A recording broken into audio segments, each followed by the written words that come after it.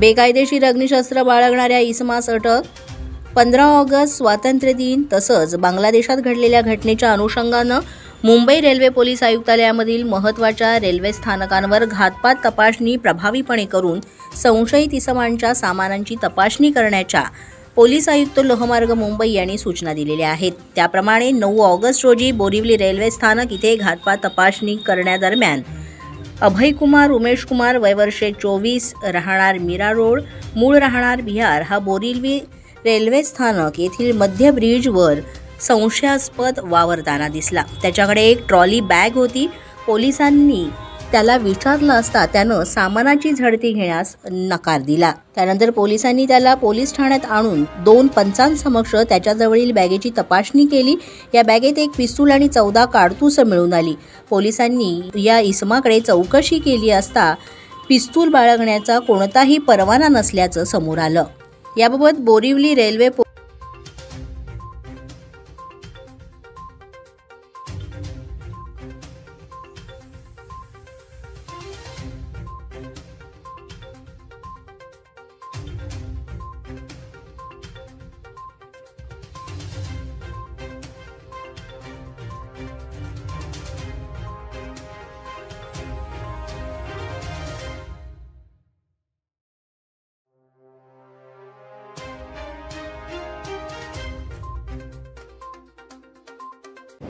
जैन पत्रकार मोहम्मद खान सतर्क पोलीस टाइमसाठी हे न्यूज.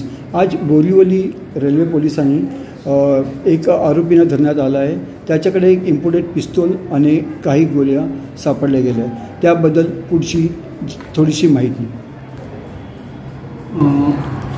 सध्या GRP रेल्वेमध्ये 15 ऑगस्टच्या अनुषंगानं घातपात चेकिंग घातपात तपासणीची वाढ करण्यात आलेली आहे आणि त्या अनुषंगानं काल बोरिवली रेल्वे पोलीस स्टेशनच्या हद्दीमध्ये बोरिवली रेल्वे स्टेशनला घातपात तपासणी सुरू असताना एक प्रवासी पोलिसांना पाहून हे झाला चलबिचल झाला म्हणून त्या चौकशी करता तो काही एक उत्तर देत नव्हता. मग त्यास पोलीस स्टेशनला आणून पंचासमक्ष त्याची बॅग कॅमेऱ्यामध्ये चेक केली असता त्याच्यामध्ये एक इम्पोर्टेड पिस्टल आणि 14 राऊंड असे मिळून आले.